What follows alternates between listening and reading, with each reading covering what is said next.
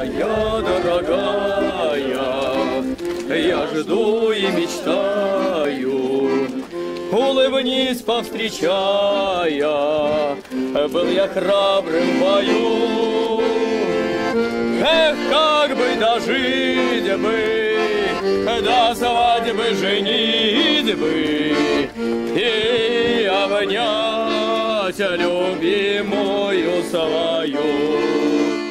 Господи, помилуй, Господи, помилуй, Господи, помилуй. Еще молимся о упокоении душ усопших рабов Божиих, преснопамятных вождей и воинов за веру Отечества, на поле брани жизнь свою положивших, от раны глада скончавшихся, в пленении и горьких работах, невинно умученных и убиенных, и всех победы ради. Сейчас мы облобызаем честный крест.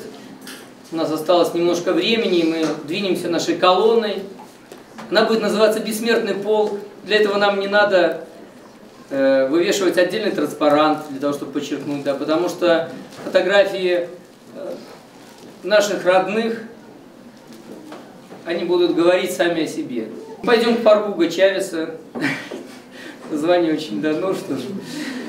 Да. Царствие небесное, да.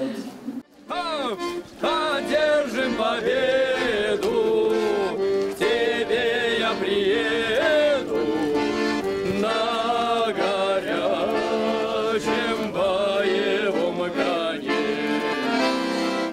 Дедушка помогал военным летчикам, он чинил самолеты. Вот. И мой папа успел сегодня везде, и на площадь, и помолиться сюда вместе с нами. Ваша акция сегодня разрешенная? Конечно, городские власти поддерживают такие инициативы, потому что у нас нет здесь политики, у нас здесь память наших предков.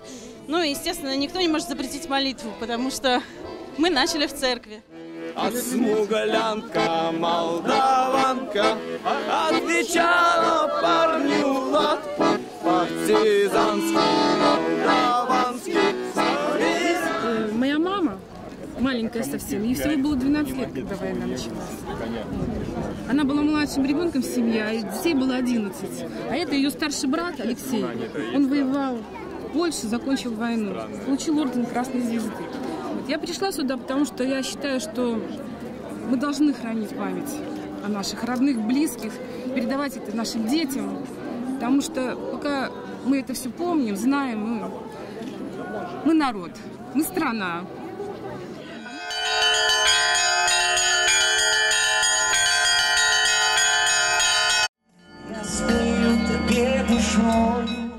Жалобний день чи святочний? Святочный день памяти. А як это получается?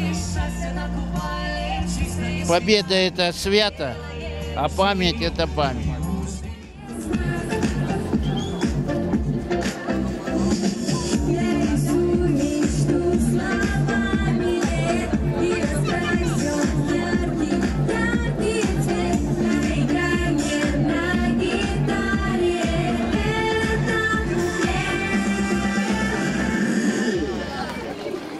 Вокальная студия «Гармония», ваши аплодисменты.